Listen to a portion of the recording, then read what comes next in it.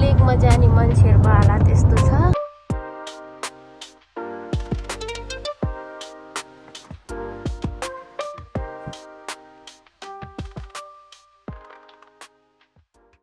Good morning everyone. आज चाहिँ हामीहरू 4 बजी उठेर 4 बजी होइन 3 बजी उठेर 4 बजी चाहिँ हिँडेको। हामी आज कहाँ जानु लागेको बुढा भन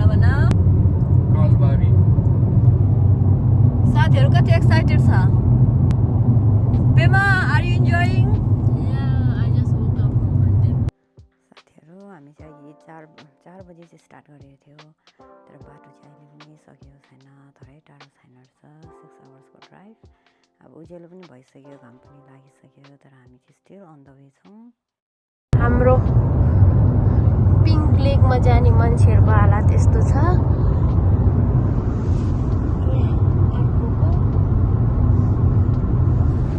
अनि यहाँ number 3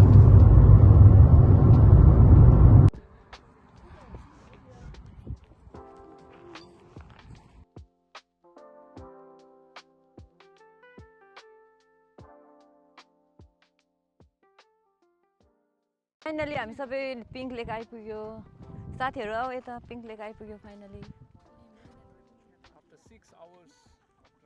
After 6 hours of driving, finally we reached here. Hi everyone, Pink Lake, हेर्नुहोस् Pink Lake. Yeah. यो लेक राइट टाइम भिजिट गर्नुको टाइमिङ चाहिँ टाइम 10 to 2 गऱ्यो भने चाहिँ एकदम राम्रो हुने रहेछ, किनकि त्यो ब्राइट सनमा चाहिँ यो लेक ओभर पिङ्क देख्ने रहेछ। हामी जाँदा फर्स्टमा घाम थिएन, यति साह्रो पिङ्क देखेको थिएन, तर ब्राइट घाममा चाहिँ एकदम नै पिङ्क देखेको थियो। Moving to Kalbari national park. Finally आइपुगेँ हामीले चाहिँ कलबारी नेसनल के भन्यो नेसनल पार्क, स्काई वक। मेरो पछाडि दिस इज कलबारी। हामीहरू sky Kalbari skyline walk हो कि के भन्ने ठाउँमा।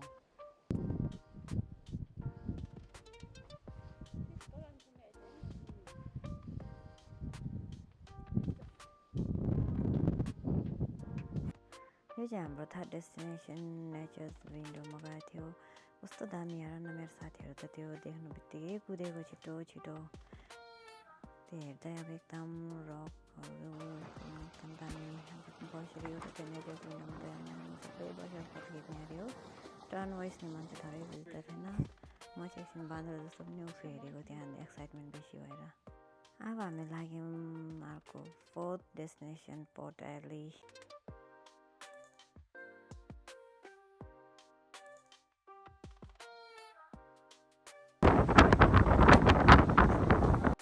साथीहरू यो चाहिँ आइल्यान्ड रक लुकआउट, जहाँदेखि हामीले ओसनको पानी चाहिँ उता क्लिफमा लागेर ठोकेर गएको देख्नु पाइन्छ।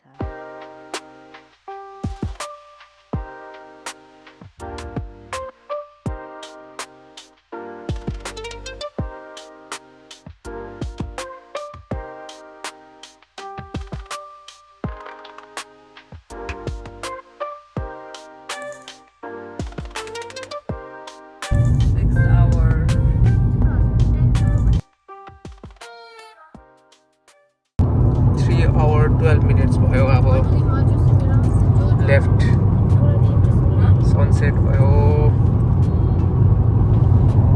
Now she is driving.